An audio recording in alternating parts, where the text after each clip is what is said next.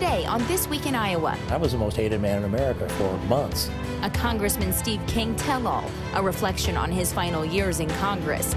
But first, infrastructure's impact on Iowa.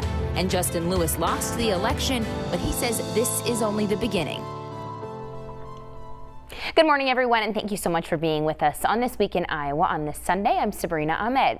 Congress has come to an agreement on their bipartisan infrastructure bill to the tune of $1.2 trillion, touching everything from bridges and roads to the nation's broadband, water, and energy systems. But how much is coming to Iowa? Well, where does that money go? I spoke to the Iowa DOT about how much will go toward Iowa roads. Take a listen to our conversation. Sure. The infrastructure bill covers a lot of different components of infrastructure. On the transportation side, it provides additional funding both for highways and bridges, also our transit system in the state of Iowa, our public aviation system, and even some potential improvements to the waterway system with some increased funding for the Corps of Engineers to hopefully make some improvements to the lock and dam system on the Mississippi River. So the money kind of gets funneled to all sorts of different organizations depending on maybe what the goal is of those dollars, but the bulk of it goes to roads and highway systems in Iowa. At least that's the bulk of what the My Iowa we'll see, which will be to the tune of what, $700 million a year? Yeah, it's actually a little over that in the first year and growing to almost 800 million in year 5. So that'd be in 2026. In total, over the 5-year period, it's about $3.8 billion for the road and bridge system in the state. So talk to me about what roads and bridges we can see impacted. The DOT, of course, does the highway system, but this could go funnel down to city roads and city bridges too. How does that work? Yeah, so that funding is a total allocation to the state of Iowa. And then we work with the Iowa Transportation Commission to allocate those funds amongst the various jurisdictions in the state. So certainly that funding at the DOT level will go to improve pavements on the interstate system, the US and Iowa routes, also improve bridges. At the county system, all 99 counties will receive some of this funding. Iowa has a lot of bridges in poor condition. Most of those are on the county road system. There's dedicated bridge funding in this infrastructure bill that will help, hopefully help the county road system reduce the number of bridges. And then certainly all cities in Iowa will have access to this. The metro areas in particular will see increased revenue from this bill. Of course, it's important to have safe bridges, but this is also, and safe roads, but this is also going to have an impact on jobs. Is the DOT going to have to hire people in order to accomplish these goals and to use these dollars? We don't think we'll need to hire significant additional employees to develop these projects. A lot of these projects are already in the pipeline. We've been always work on having projects ready to go in case there's additional revenue. Of course, it will require a lot of support with our partners, including the road building industry and the consulting community to help develop and build those projects. And certainly there will be workforce challenges in filling positions, but also hopefully get some more employment in the state. You know, when someone hears infrastructure bill and billions of dollars, maybe either their eyes glaze over or they just think that doesn't apply to them. Talk to me about why people should care about this bill and about the impact on our state. Absolutely. We've been focused working with the Transportation Commission in Iowa in investing in our existing pavements and bridges. And at the state level, on the DOT bridges, we've made strides in reducing the number of poor condition bridges and also improving pavement conditions. And we need to continue to do that.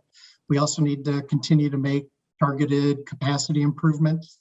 We have challenges on Interstate 80 with a lot of freight traffic and congestion issues, also on the I-35 and I-80 corridors in Iowa. At the county system, as I mentioned, they have tremendous bridge challenges that results in out of distance travel for our farmers getting products to market. That just adds cost to their transportation expenditures. So this will help reduce those transportation costs. Stu Anderson, thank you so much for your time, and we hope to continue this discussion as we really start to see how this shakes out in directly impacting projects across the state. Thank you. Coming up on This Week in Iowa, Justyn Lewis lost the election, but he says he has big plans. The implication of getting 8,000 votes in his first race ever.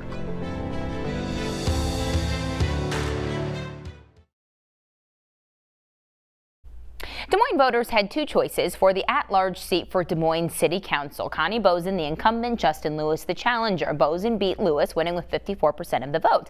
But that means Justyn Lewis got 8,000 votes for the first time ever running for office. I chatted with him about what's next. We are here now with Justyn Lewis, who is a former candidate for Des Moines City Council, ran for the at-large seat against incumbent Connie Boesen in this election. And Justyn, you didn't win this election, but I want to talk to you about your takeaways from this election and what the future looks like for you moving forward. Yeah, so key takeaways, I think my message resonated with Des Moines residents. As a first-time candidate, you typically don't see someone typically running an at-large seat all in general, but also obtaining 8,000 votes to coming very close to win. So I'm very happy with our performance and where we're going. And what I told folks the day that the next day after the election was, this wasn't a loss. This was a win for community. This is infrastructure for the next election. So yeah. So when you say this is infrastructure for the next election, what do you mean by that? This isn't the last time we'll see you on a ballot? Correct. So I'm not going anywhere. I plan to rerun. I'm not going to say what yet. Right now, I want to just take some time to spend with my family, definitely spend time with my kids.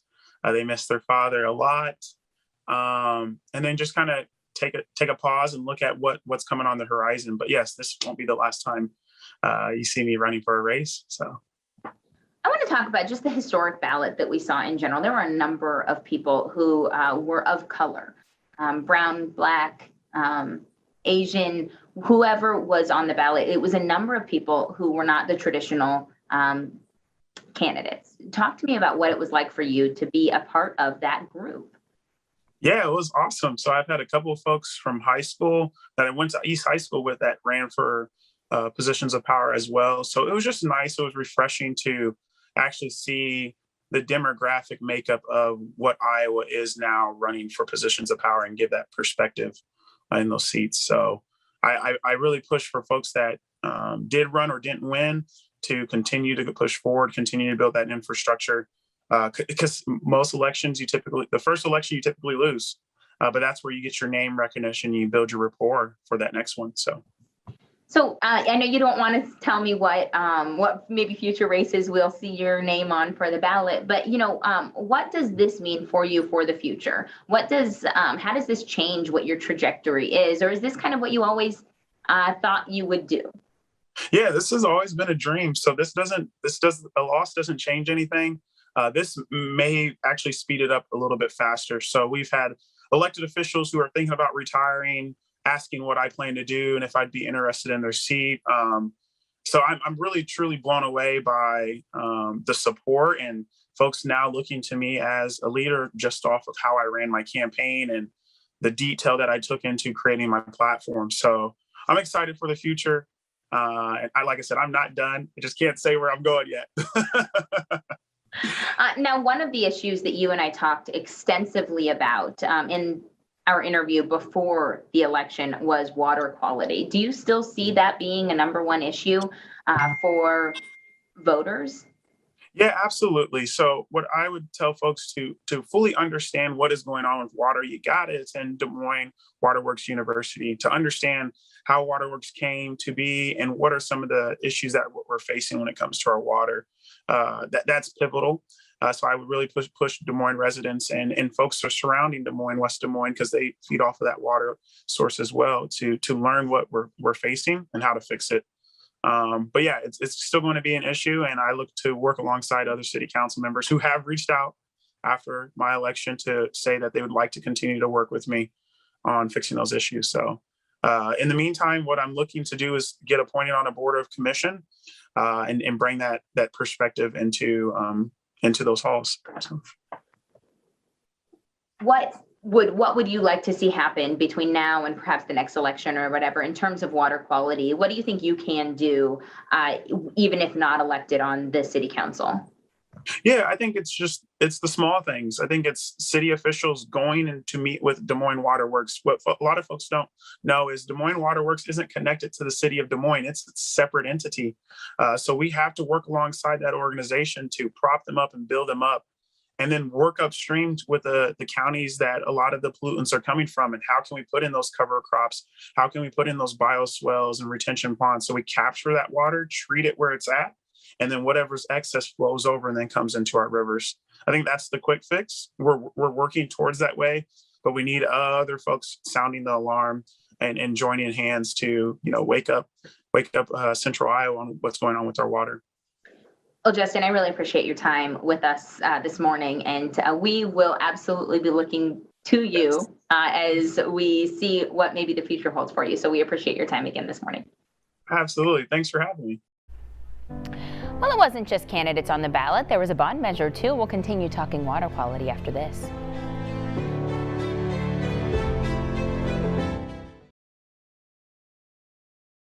You're watching This Week in Iowa. A $65 million land and water legacy bond passed overwhelmingly in this past election. But what do those dollars mean? Where do they go? How will it impact you? I spoke to a Polk County supervisor to get the details. We are here now with Matt McCoy, who is a Polk County supervisor for District 5. Matt, thank you so much for being with us. We really appreciate your time this morning. Glad to be here.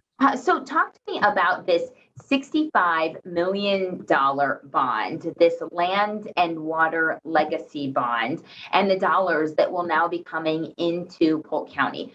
Where does the money come from? What will it be used for? And how could it end up being a lot more money than just $65 million? Well, thank you. Voters spoke overwhelmingly with 81% of approval for this bond issuance. And what this bond primarily is designed to do is to protect our water sources and clean our water and provide resiliency on our rivers, and also protect for future flooding, and also enhance our quality of life amenities, our parks, our recreational trails, and our water trail system throughout Polk County. So what does that look like? If $65 million are coming in from these Polk County residents, how will that be broken up? How do you decide where the money goes, and how long will it take for those investments to be made? Well, it's very strategic, and really we're designing it so that we draw down the money and actually let the bonds when we need those dollars. But what we try to do ultimately is take these dollars that the taxpayers are levying for their taxes, for their quality of life amenities, and matching those with state and federal funds as well as private donations. So I think in the last issuance of bonds, we had about a 3-to-1 match. So the community goes out and raise money for the projects that we're trying to get done. And then also there's a state and federal component. But ultimately, we only let those bonds as we need the dollars. And so we'll do several lettings over the next 10 years. And the great news about it is it will not impact voters' levy rate, because the bond that they're currently paying on, which is about 91 cents a month, is gonna expire, and the new bond is gonna come on at about 91 cents per month. We're enjoying record low interest rates, so now's a great time to invest in our water quality and quality of life initiatives. Can we talk specifics? What specifically can be done on a county level for water quality? So one of the things that we're looking at doing is obviously we're concerned about the algae blooms in Saylorville Lake as well as Red Rock Lake. We saw those early this summer. It spoiled boating and recreation. And what we're trying to do is try to measure the nitrate levels that are going into those reservoirs, and more importantly, the nitrate levels that are going out of those reservoirs, because we actually lost our capacity to use surface water from the Des Moines River this year because we could not bring the toxicity lower than EPA recommendations for safe drinking water. So one of the things we think we can do is better manage our nitrates as it relates to our reservoir system. So that will be one of the initiatives that we'll be doing water quality monitoring on. And in addition to that, as most people know, we have this major water trails project that's coming on. And so we're going to have to do constant monitoring of that water to make sure that it's safe for people to be in over the summer as we're getting out and recreating, paddling, canoeing, and using our water for tubing and rafting and other fun summer activities. That makes me think warm thoughts. Real quick, there could be a couple dollars that also go to Sleepy Hollow. Yes, and that is a great Polk County amenity.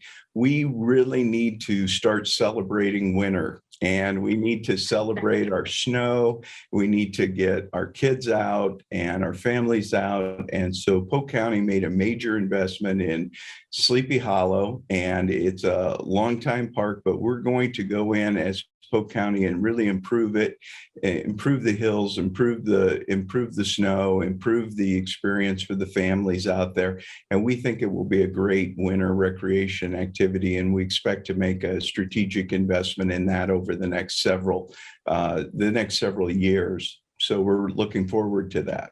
Okay, so I'll start thinking cold thoughts too then. Yes. McCoy, thank you so much for your time. We really appreciate it this morning. Thanks for having me. We switch gears next. He was the most hated man in America for months. I sit down with Congressman Steve King, why he chose to write it all down. Next.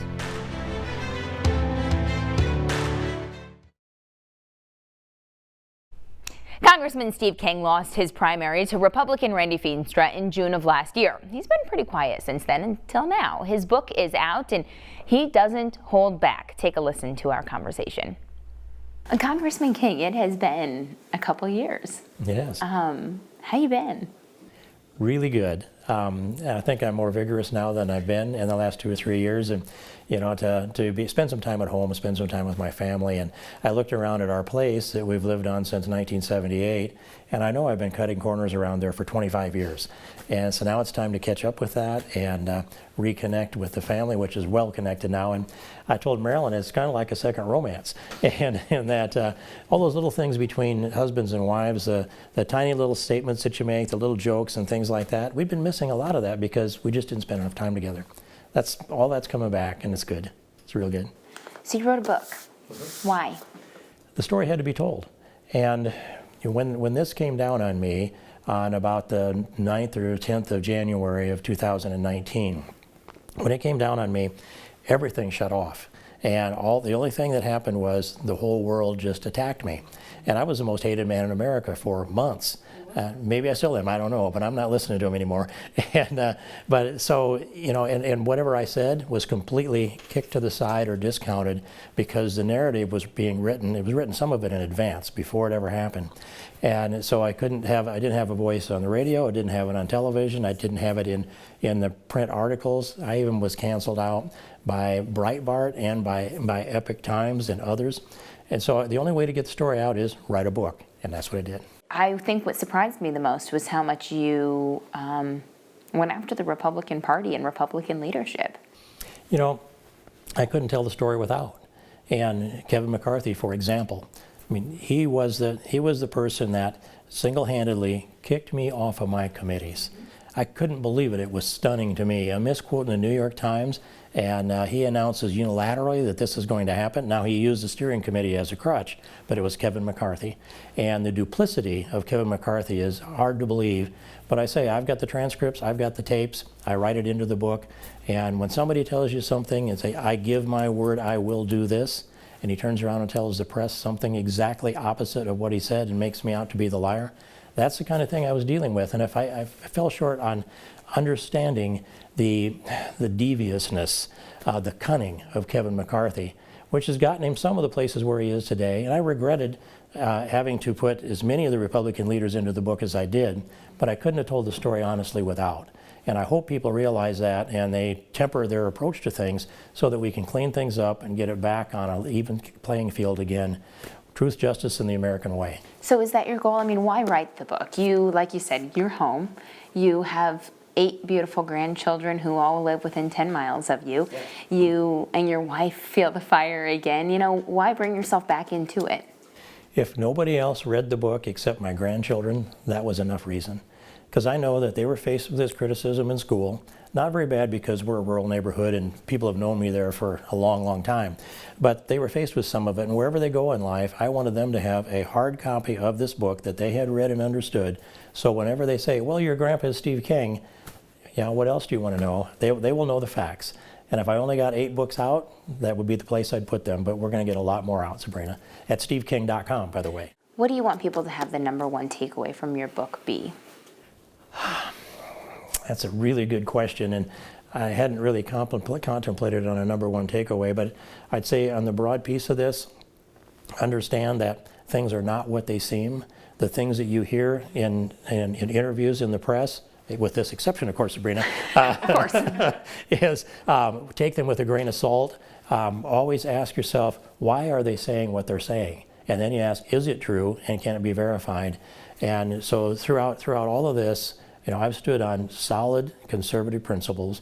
I've stood as the strongest pro-life voice in all of America. I stood for border security and building a wall. I stood for fiscal responsibility and strong national defense and constitutionalism throughout. And I don't think there's anybody in Congress that has looked at all of those things and more and decided, I'm not going to just take one thing off this buffet, I want the whole thing. So I did. I went after every issue, and I said to people, when they elected me, said, you elect me to this office back now 20 years ago, nearly 20 years ago, I will use this seat to move the political center to the right. And I don't think anybody will disagree. That's what I did, and I'm not sorry about any of it, and I had to pay a little price for what I did, but what I did was true, right, and just, and it matched the values that brought me into the office in the first place. And over time, people will realize that, especially if they go to steveking.com. We'll be right back.